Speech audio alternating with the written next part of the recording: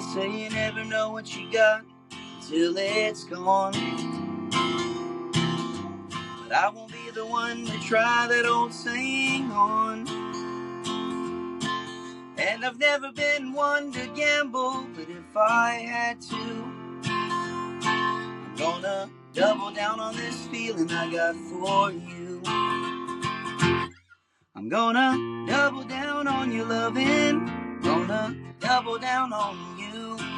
Knows the life I live ain't worth living at all if you're not loving me too. Every day you wake in the morning, every day you deal me a hand, I'm gonna double down on being your man. Every day you wake in the morning, every day you deal me a hand, I'm gonna double down on being your man.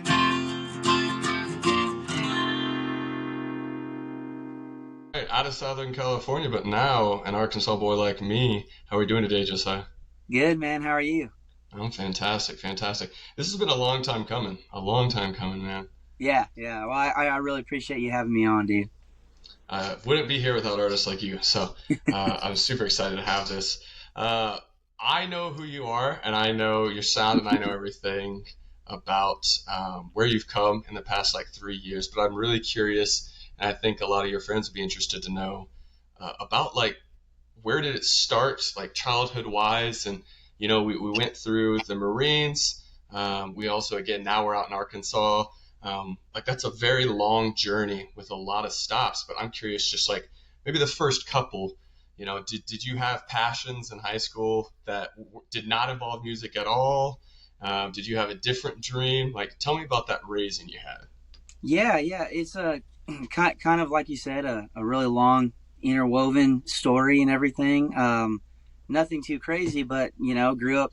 My parents were pastors of a church. Okay. Grew up kind of like every other kid. Grew up playing sports and into all that stuff. My love for music really, I guess I didn't really realize it was there until I was about 10th grade. That's when I picked up the guitar. I actually was inspired by my dad had this AC/DC music video collection, and so when I was starting, I had a little loaner, or this little it was kind of like a beater electric guitar, and I was like, I want to play like that. So my whole kind of music journey didn't even start really in country music. I mean, I grew up listening to country. My dad was a big country music fan and all that stuff. But yeah, it's kind of odd. I kind of, I feel like it really clicked for me in high school. I stopped playing sports. And every day I got home from school and I was learning guitar and all this stuff. And then, I kind of got into the worship side of things at our church.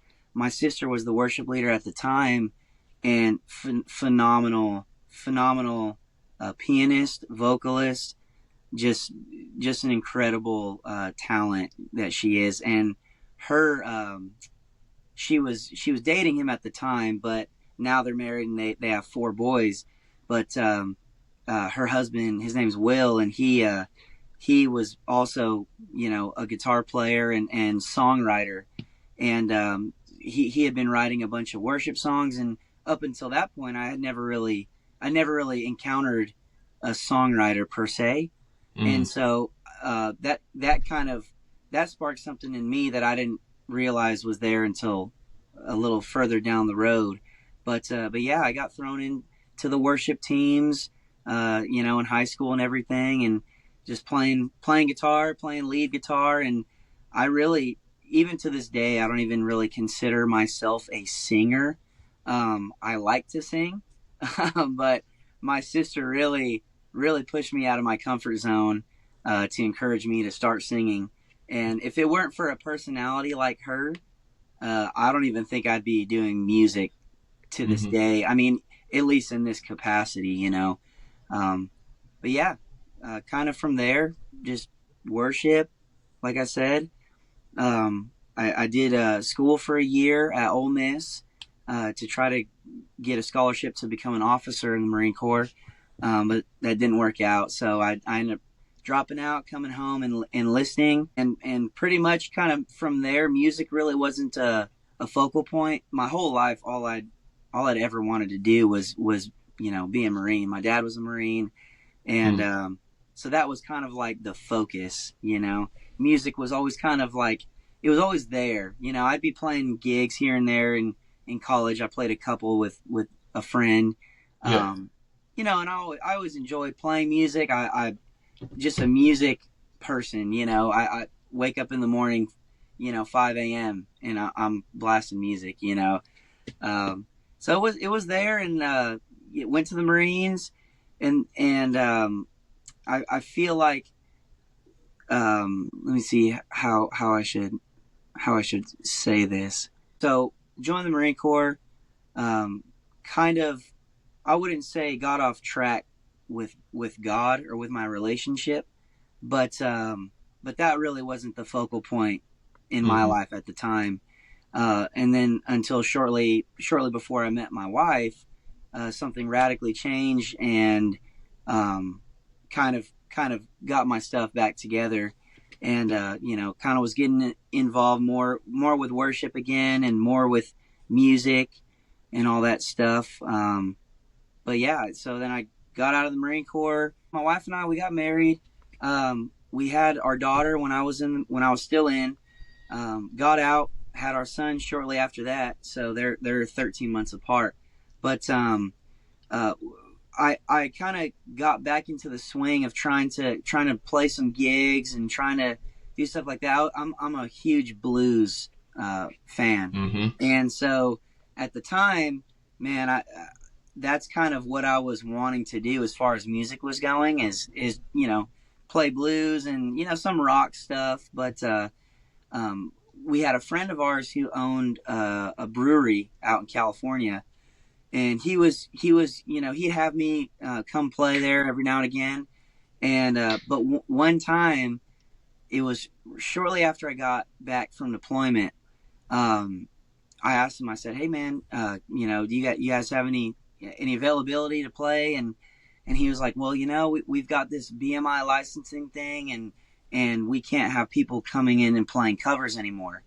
And so I was like, "Oh, that sucks." So that was kind of like a Yeah. gut punch, because I was like, "Man, well, I really want to play music, but I can't go play music."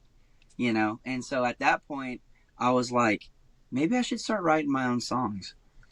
And I was about, man, I think I was about 22.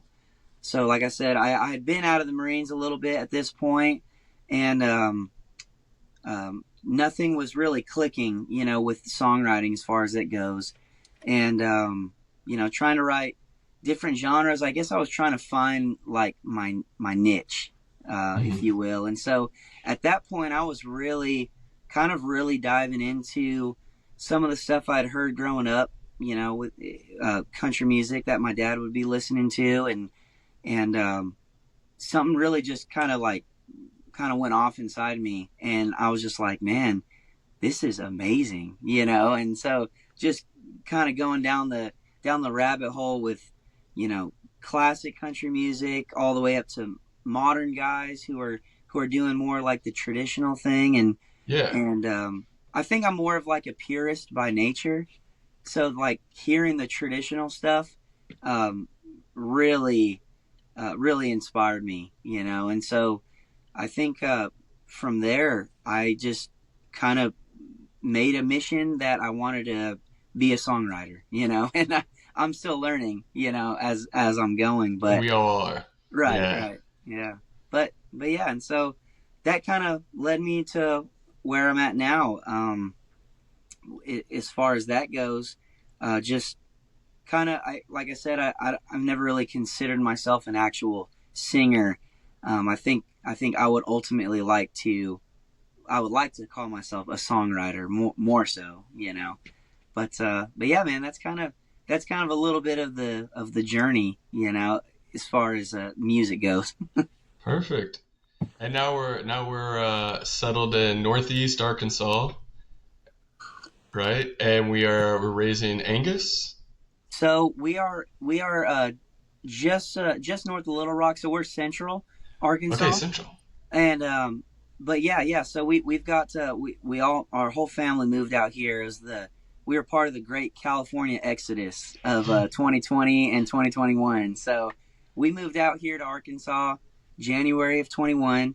It was just getting hard to raise a family in California, and man, we sure love where we're at right now. It was the best decision of all of our lives. So it was my parents, my brother, his wife, and their kids, and then my wife and our kids. And so, yeah, we came out here. We're fortunate enough. My dad, he ended up purchasing a place, and got some cattle. My brother and I, we live a little, closer to town, and he's about, he's a little bit out on the outskirts. But yeah, so he's got a little spread out there, and we've got a small herd. So yeah, man, just Black Angus right now. That's all you need, man. I love that. Yeah. Man, I've showed all around the state. I've been all around the state. I do love North Little Rock area, but I can't get past Northwest Arkansas and being raised in the River Valley. I absolutely loved it. I mean, besides baling hay with like 120,000% humidity, where you'd walk out at like 8 a.m., 7 a.m., and you would already be sweating, but you realized it wasn't sweat. It was literally just the humidity collecting on your skin, Yeah, which yeah, actually cooked you harder. yeah. So that I don't miss. But Steams just you like a everything bag of else. crab legs. Exactly. God, we're about to have a boil over here. That's pretty much what it is. But Right. all in all, though, I miss that area so much, and so I'm really happy though that Yeah. you settled in well and you're enjoying it because it's I'm not gonna say it's one of a kind because to be honest, it looks like a lot of the Appalachian areas, But I think being centrally located, it's perfect. It's perfect. Yeah, But the whole circling area is back, awesome, man. yeah, it's incredible. But circling back to California, we want to go Yeah. back in. I know it might no PTSD, but um, but I'm curious, like what sports did you play growing up? What did you enjoy? uh, Baseball was I mean, that was my first love. I like to say, but yeah. So, um, baseball, pretty much baseball, basketball, and football. I played basketball a little bit in middle school. Played football a little bit in like elementary and middle school. But baseball was pretty much all the way up through 10th grade. Played every year, and then so I stopped playing my junior year, and that was right after I had kind of repicked up the guitar Hmm. and got more into music. But I actually got into bull riding. I actually was in high school rodeo for a year, Come and on. so yeah, that was a wild ride for Is sure. that what inspired? Is that where you pulled a little bit of inspiration for Fool's Gold? Yeah, a little bit. I wasn't any good by any means. We actually we went to one the it's like the first night of the PBR finals in Vegas. So we were only 3.5 4 hours from Vegas, and my dad was like, hey, we're gonna go to the PBR one night, and like I said, I was a junior, and we got there, and I was like, I want to do that.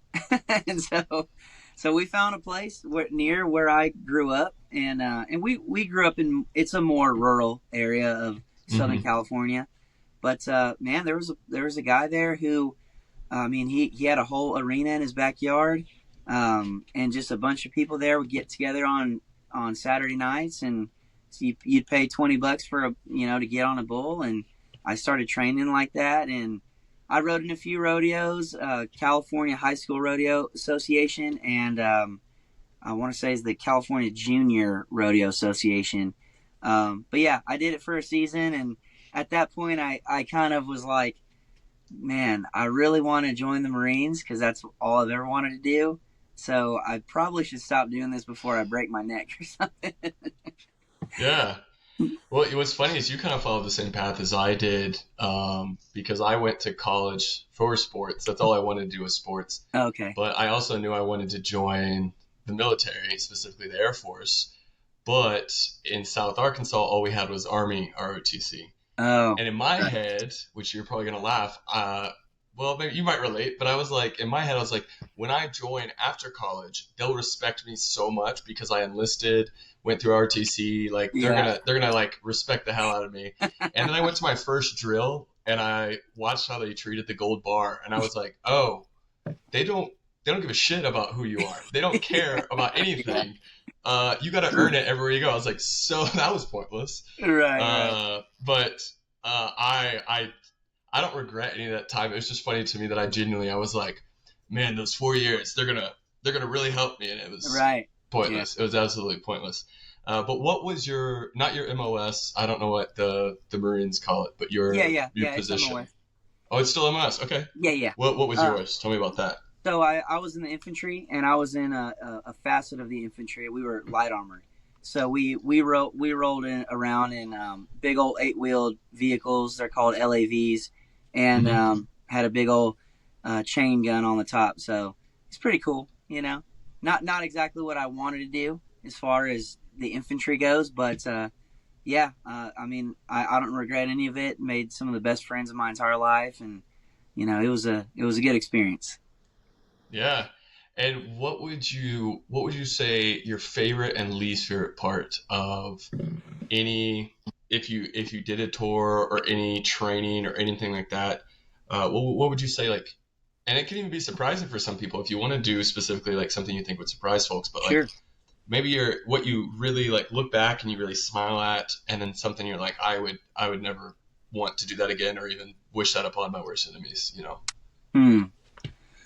Man, I mean, I definitely you form such good friendships when you're going with people when you're going through some of the worst experiences of your life.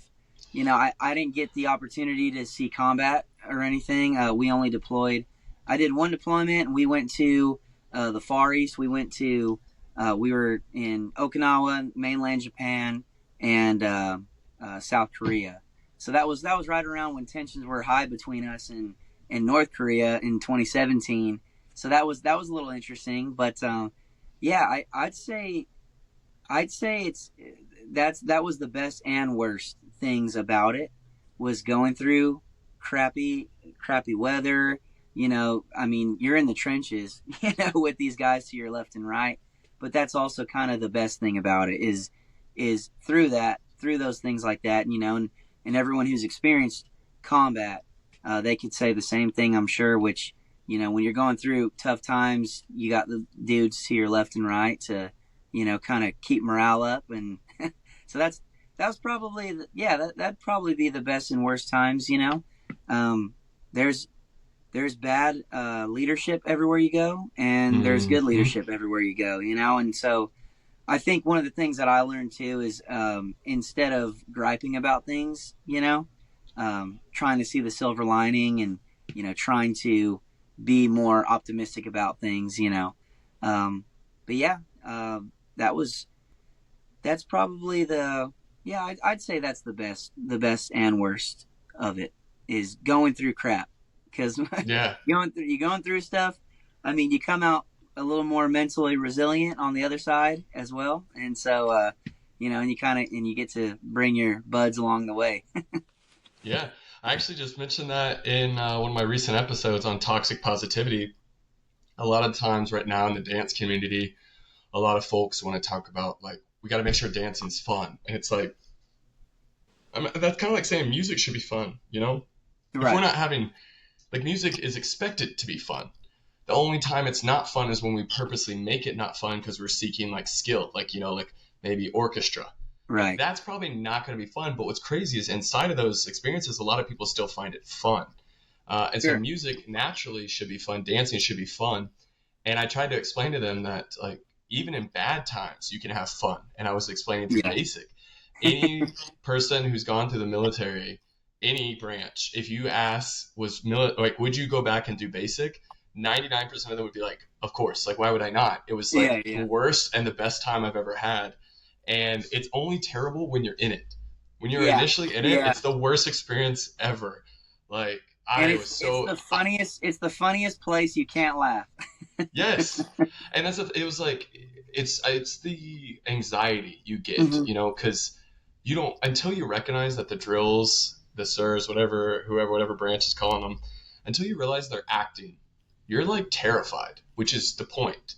But the Oh yeah. second you realize that they're acting, you're like, okay, I get this, and you just do your smoke and you get out. Like Yeah. that's it.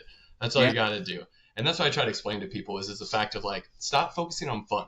Suffering can be fun, and that's insane. That's Right. crazy. But this is already fun enough. Now we got to Yeah. do it correctly, you know. Yeah. Yeah. So continuing down that, your dad and your mom both worked in the church. Yeah, yeah. So my parents were both they were both the senior pastors of our church that I grew up in for 17 years, and so they were in full time ministry uh, right before, or I'm sorry, they were in full time ministry a little after I was born, um, until pretty much, I mean, till this very day, still, you know. Yeah. So yeah, so they uh, they were senior pastors at the church, and then when they sent my brother and I out here, we my dad, they ended up closing the church down there in California, and with that, bought this building here in Arkansas, and it was an old grocery store, and my brother, myself, and my father-in-law actually renovated it. Not entirely, we subbed out some things, but yeah, we turned it into a church, and so my brother's now the pastor of it, and my parents are here. They're kind of like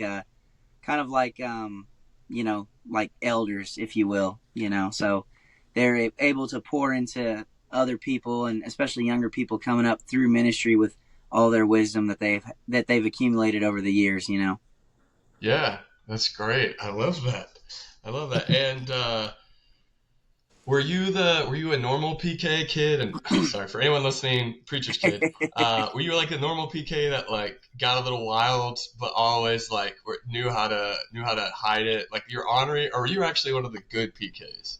Man, I wouldn't say I was good. I was a little sneaky about things for sure, but you know how it is. I mean, I feel like it it's comes with the like turf.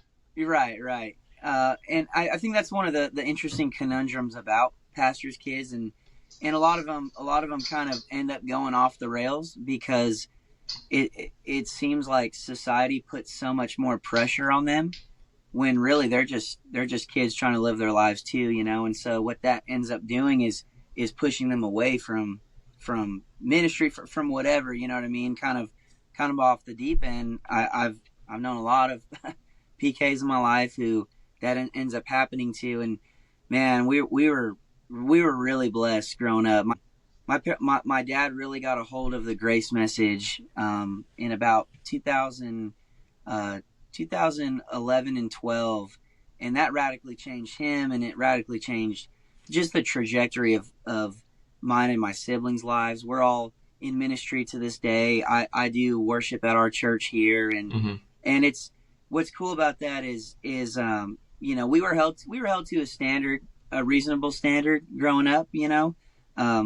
Like my dad was a Marine, so Of it wasn't course. it wasn't just like a, hey, you're gonna act this way because you're a Christian. It's like you're gonna act this way, or else it's not gonna be a good time for you.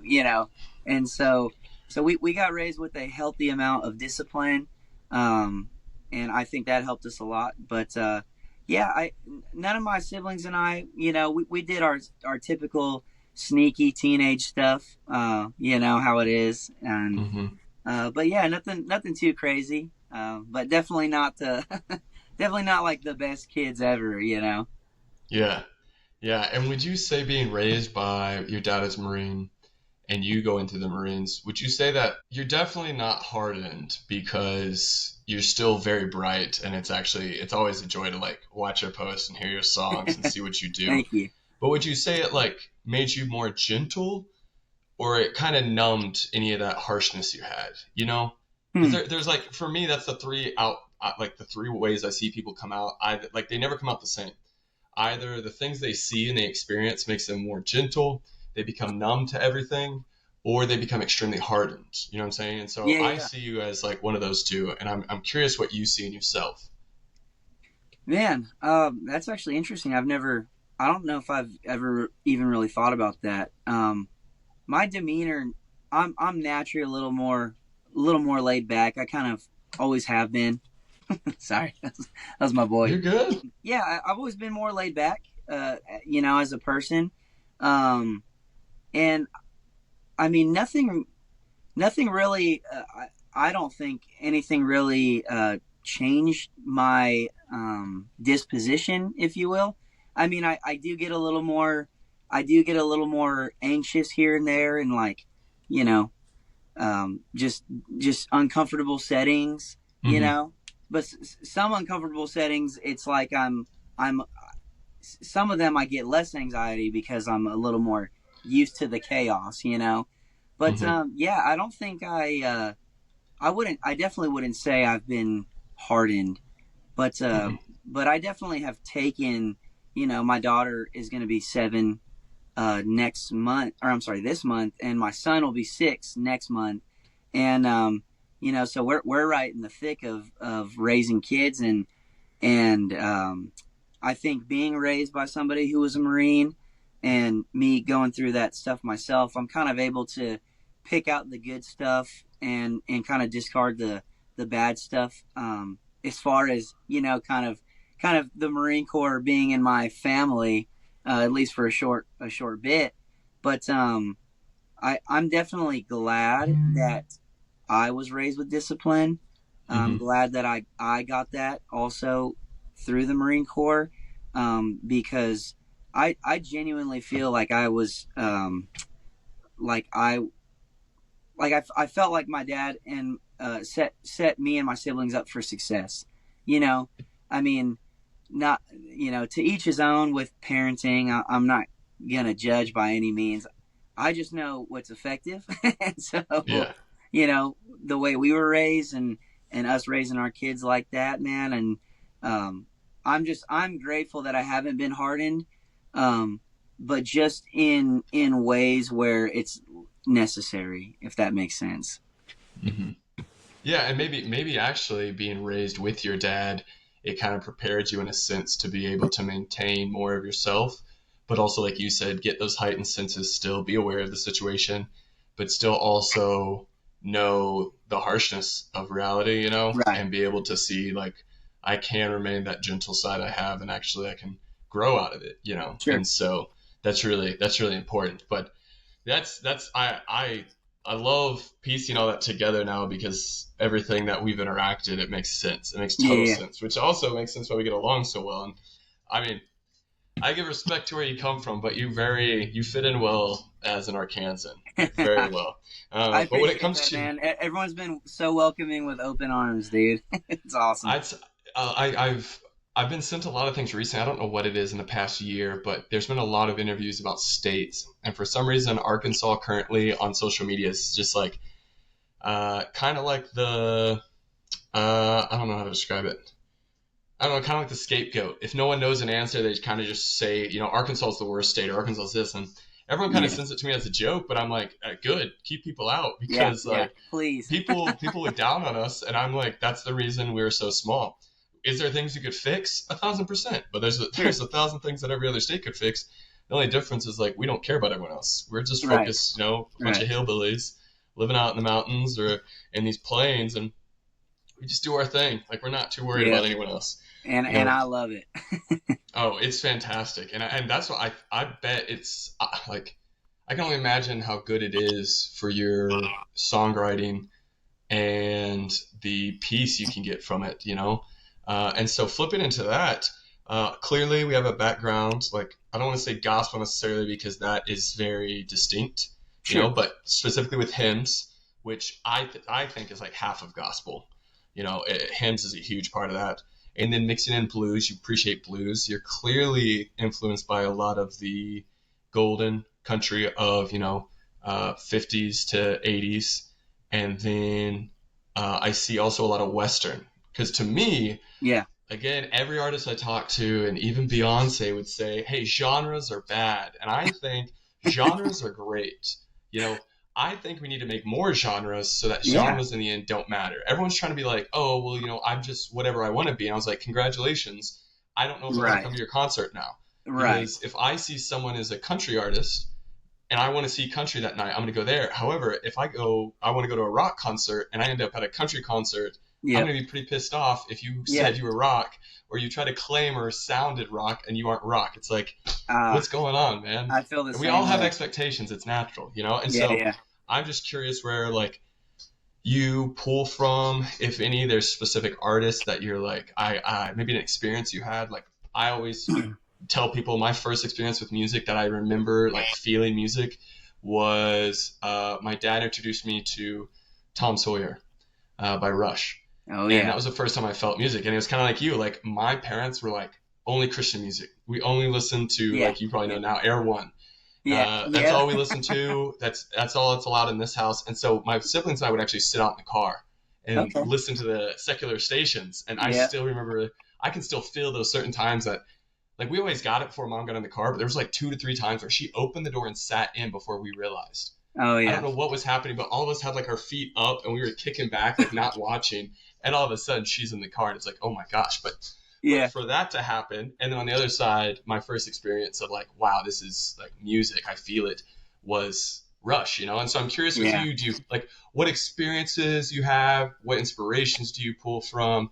Like where do you like you would be proud of like or humbled, I guess I'd say, for someone to compare you to this person? Like just kind of a overarching 1,000 foot view of your music right now. Yeah. Yeah. So I like to, um, kind of, I like to think of myself falling in the category of traditional country, and so I know that Mm-hmm. that's kind of broad, um, but man, yeah, I mean, like I said, I know that that's kind of a vast category, but for me, I mean, you look at the guys like you look at those guys like Eddie Arnold or I mean Marty Robbins even who, in their really early stuff, I mean they were playing all the typical like Ray Price sounding shuffles, you know what I mean? And Mm-hmm.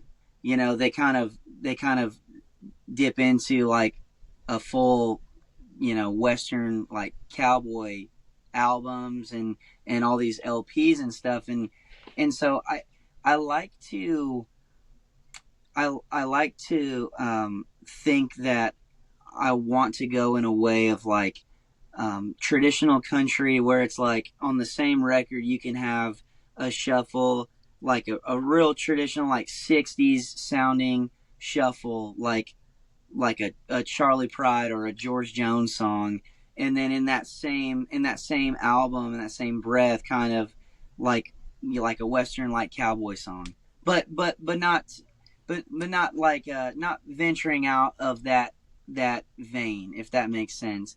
Mm-hmm. But man, some of the my biggest influences as far as country music goes, I mean, I George Jones is my. I mean, he's still my favorite. I can listen to every single song of his and not get tired. And a lot of people, when you say George Jones, they think kind of like the '80s stuff, which is awesome. It's phenomenal.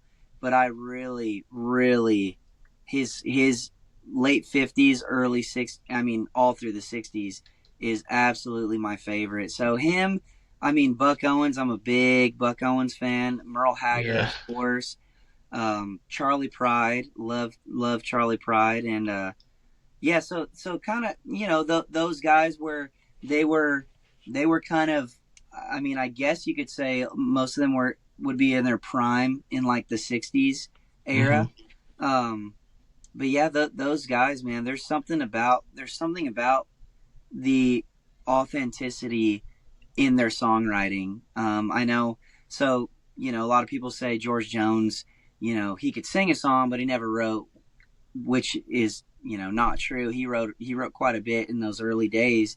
Um, Merle Haggard, huge songwriter, and I think that's kind of what I aspire to kind of go down a similar path of, which is not just putting out you know quality sounding, to me, traditional country music, but also stuff that I've written, you know, and Hmm.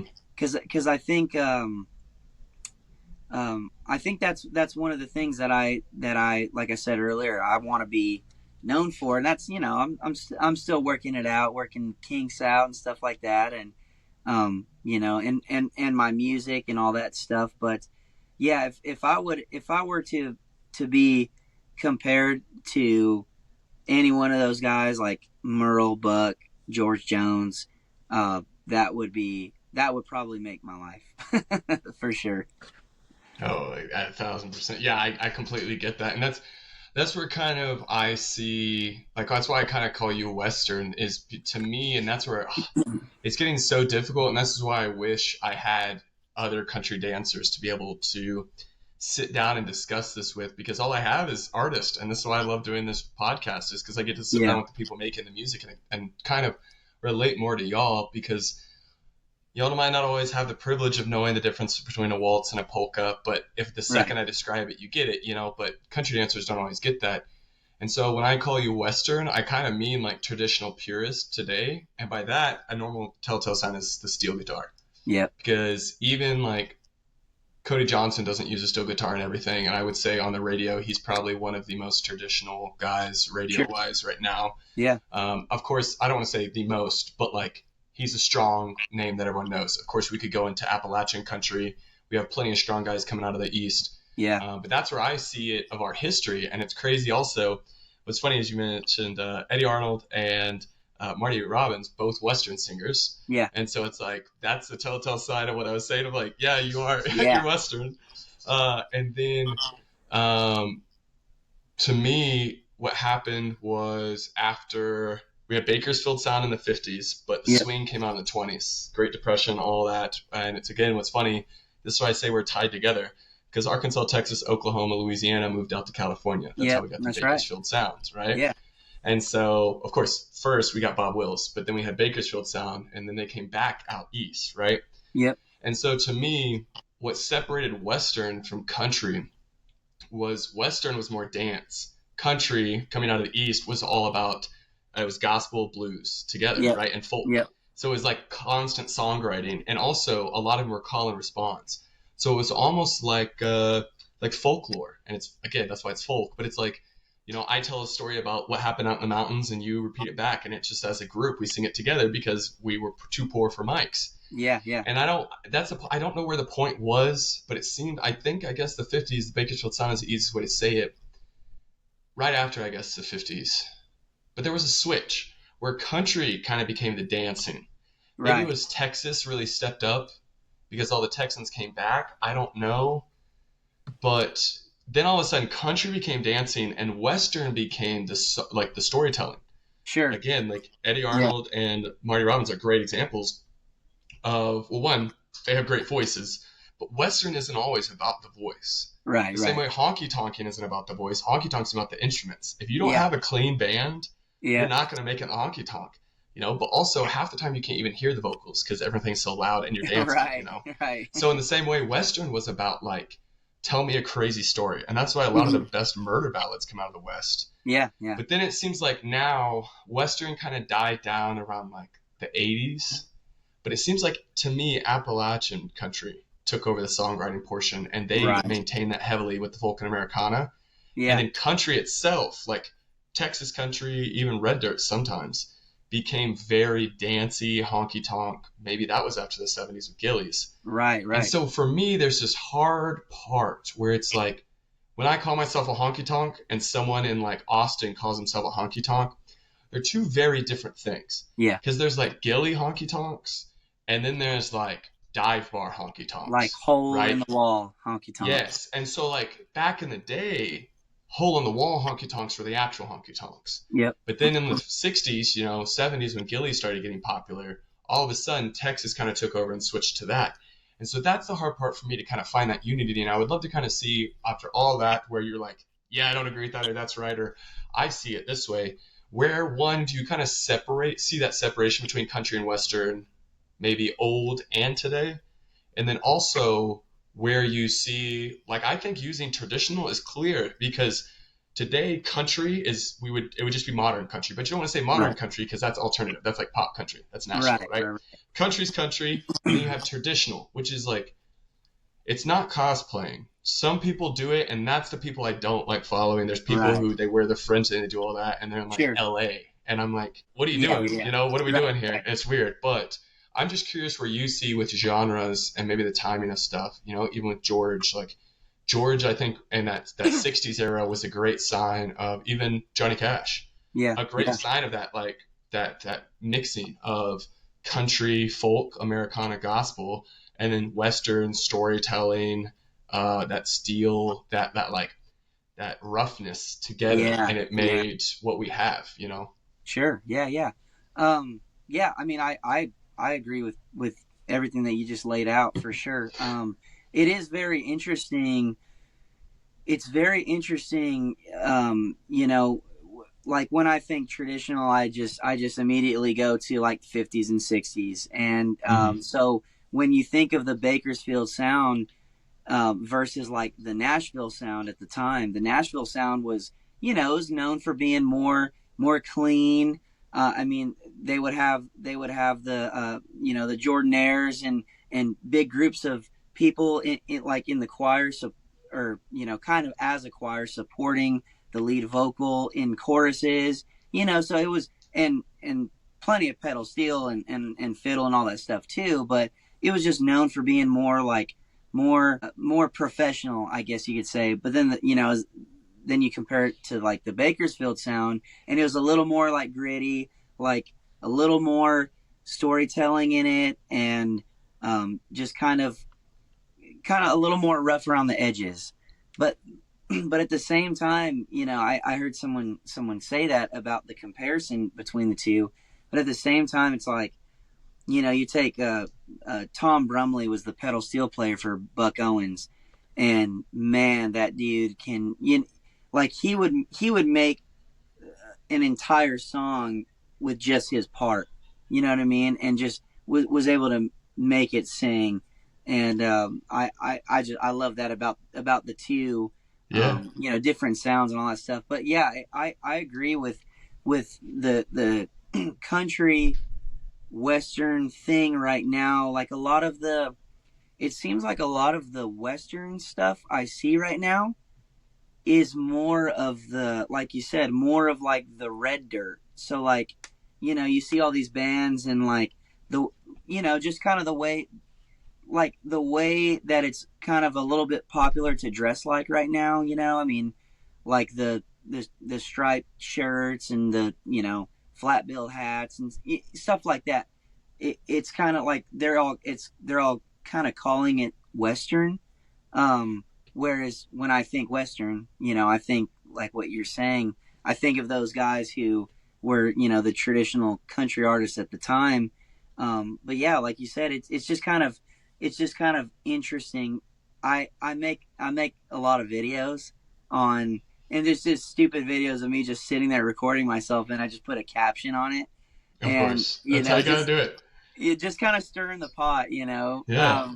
because I am a purist, and a lot of times it's out of good fun, but yeah, you say country to somebody, and they might immediately think Beyonce, or they might immediately think of Post Malone. Not disrespecting the guy, because he put out some good music, but yeah, I'm definitely more hard line on things. And like you said earlier, I mean, genres are good. Like it, not everyone on earth is supposed to like your genre. That's okay. Like your genre is supposed to appeal to a certain kind of people, because that's why it existed in the first place, or it's how it came to be in the first place. With blues, there was a certain um, period of time where that was like a thing, and when people would sit on the porch and sing the blues to each other, Mm-hmm. there was, like you were saying about folk music, people in Appalachia and all this stuff, and kind of uh, kind of evolving into kind of what it is now. And not everyone is supposed to love country music. You know, not everyone is going to love hip hop. Not everyone's going to love rock. And I think that that's okay. Like, Hmm. I think there's a beauty in that. You know, I mean, you can appreciate a type of music. Um, I'm kind of rambling now, but yeah, it just it's funny when I hear someone say country and then I hear a trap beat in it, or I hear 808s, and I'm like, okay, is it, are we just trying to appeal to everyone? Because at the end of the day, I just kind of feel like what's the point? You could, and unfortunately, I feel like the modern country era is they're just about the only genre that appropriates to other genres. So I mean, you don't have a punk band calling themselves rap, or you don't have a rap group calling themselves country. You know what I mean? But for whatever reason, and I think it's unfortunately the culture of Nashville right now. But they'll take, I mean, it pretty much any genre that it sounds like to you. It could sound alternative or like rap, and they're calling it country. So I don't know, man. To each his own. That's just me Yeah. personally. I'm just a lot more of a purist, I guess you could say. Yeah, no, I completely get that. I feel like we could have a whole hour long conversation Oh, just dude. on specifically genres because I though try to look deeper and I try it. I mean, I don't know how much you felt it in Southern California, but like being raised in a town of less than 3,000, this is nothing new. It's the fact that these people, a lot of them think they can come in and do what we do because it's elitist. They think what we Right. do is easy, and it's not to say that like oh, you gotta work enough. It's not Yeah. gatekeeping. It's a fact of like, no, there's little things. There's little things that go Sure. on, and that's what I don't think people understand. With like, this is the only one thing I will ever say on this podcast about Beyonce because she did make some good songs, and also her halftime show at the Texans. And oh, who were they playing? It wasn't the Lions. Oh man, it was. I think it was one of the wild card games. She did a halftime show. Hmm. She killed. Some of Really. also her pieces she called out certain things and it was so good. But for me, it feels more like a Harvard art project where it's Right. like it's like too deep. Like, yeah, I read the sign and I see all the stuff you're calling out, and again, you're giving recognition to great people, and like we thank you for that. But it's like it didn't feel right. And that's Yeah. even post. Like there's a like Right. I think he wasted a song with Hank Jr., you know? Yeah. It was Yeah. just like that's the song you pick with him. You Right. didn't want to Right. even do a cover. Like that's the song. You got his attention and you chose to do like kind of a poppier song. It's like to each their own, but it was just like, Yeah. he Yeah. made No, some I mistakes on agree. that. But some of his songs, it impressed me because he would get that steel out and he would actually sing, and Sure. he also picked good artists to follow. And so that's the big thing I see is just it consistently is an elitist type thinking that um, Like, oh, I'll just do a country album. You know. yeah, it's just like it's kind of well, it's the same thing of like tourists in any other country. They're like, oh well, I'm Right. gonna go to Mexico and say senorita and guacamole, and then Yeah. Yeah. like they think they can talk about Mexico when it comes up in a conversation. It's like, no, no, no. Right. You went to the resort. Yeah. Yeah. Yeah. You You don't went know to Mexico. You you don't went know to anything Cancun. about it. Yeah, exactly. And that's what it kind of feels like is people are like, I went to Yeah. Nashville, so I know a country. But there's actually a wave right now coming over that a lot of bachelorette parties, like Nashville is seeing a huge dive in bachelorette parties because now people are wanting authentic. I think it's just Really? the age of information.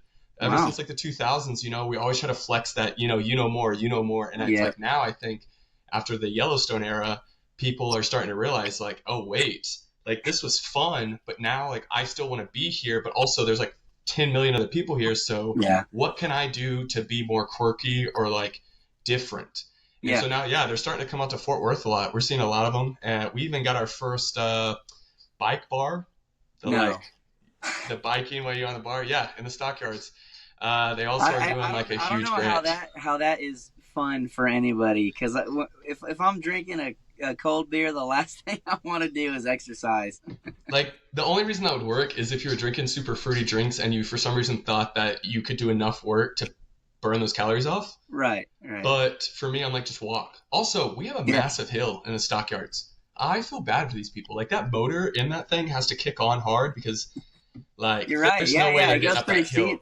Yeah. Oh, it gets real steep. And so it's a we're how do I say this? I'm very much in the middle because I get along great with purists like you. Oh yeah. Because I would even say there's even more purists than you who are more rude about it, that they don't understand. Like you actually can consider other people's sides. Right. There's Right. some purists, oh my goodness, they're just Yeah. gatekeepers. And then on the flip side, well, what's funny is parallels between the church.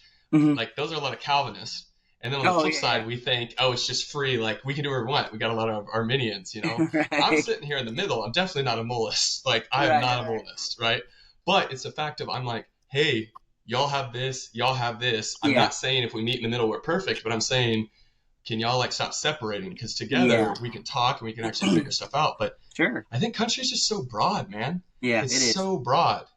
And it's good though that we have people like you and even like Corey Cross. Y'all just dropped a cover of David Allan Coe and George Jones, so I bet that was fun. And Yeah. That was so I'm awesome. curious when it comes to, and that's one thing I will say too, going into this question.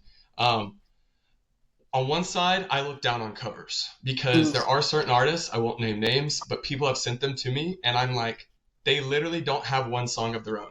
Right. Right. Right. And that's not to, again, say, like we talked about, like, again, George Jones, he did it for 10 years and then probably started taking on a lot of songs, like that were Right. written by other people. You can, like, some of us can only write for so long. We only have so many ideas and then they get repetitive. So the Sure. same thing for George Strait. Like, he did it very early in his career. He just started singing Right. other people's Right. songs, All that to say, on one side, I'm like very much like, we don't need to do covers. Like, if that's all you have, blah, blah, blah. But on the other side, for me, when we can reintroduce a song, even Right. if it's the same styling, like I love when people can take a song and style it different, Mhm. But to like Culture Wall does that a lot. He'll take a lot Yeah. of songs and like Keith Whitley songs that are very country Oh and yeah. then makes them very Western, But all that to say, to reintroduce a new generation, because I will say again, I wasn't raised on country music. I was Right. raised in the country around country music, but I Yeah. can only listen to Christian music and maybe some Hank Jr. at the family reunion. Right. So Right. for people like you and Corey who would take a song by David Allan Coe and George Jones, there might be people who have never heard it before, and Sure. they get to go back and look into it. And so I'm curious, when you do those, like when you look for covers, is it more so you're looking for like the experience you had with that song? Are you looking for, again, what these people need today? Or are you kind of looking at like, what's my, just like the music sheet type thing where it's like, what's my vocal range? Do I feel like I could Yeah. sing Yeah. this? Do I feel like I could do it well? Like, where do you like kind of operate in that scene? So, as far as that particular cover that I can speak on, now, especially because we just released it, but I wanted to do that one because that song has a little more meaning to me. I mean, it's kind of sad to say that you can relate it to someone that my papa before he got sober. Just hearing all the stories of my dad growing up, and he was a huge George Jones fan, and he pretty much lived a lot of George Jones songs, and that one is no exception. He lived that one, and so when I first heard it, this was after learning, after my papa had been sober for 20 years, but it meant something to me, not just because I loved the song, but because I felt like I could relate to it. My papa, he ended up passing away. I think I was about 12, and so I didn't get to know him much. And I know this might sound weird, but it kind of feels like I can, connect with this song and what it's about and who he used to be, if that makes sense. That's know not weird at all. That's very natural and normal. Yeah. So don't think you're weird for that. Right. A lot of people do that. You just got the pleasure of singing it, but yeah. Well, that was, like you said, I didn't really grow up, immersed in country music. Like I said, here and there, I'd hear Merle here and there, or I'd hear George Jones, randomly, but it never piqued my interest until, much later in life. But that song in particular was one of the first ones that I was really enamored by. Hmm. I think I was a junior in high school when I first heard it. My dad played it for me, and I loved how different George Jones and David Allan Coe's voices sounded on it. And so randomly I was shuffling through my country playlists on my phone on my way home from work, and that song came on, and I was like, I want to cover that with Corey. And because he and I had been talking for, man, it's probably been over, actually, probably been about a year and a half now that we've been talking about either, we started writing a song together, and we've been talking about doing a cover of some song. And he brought up Yesterday's Wine. And this was, like I said, over a Hmm. year and a half ago. But just a couple months ago, I heard that when I want to see if he wants to do that with me. So I sent it over to him, and he was like, "Yes, let's do it."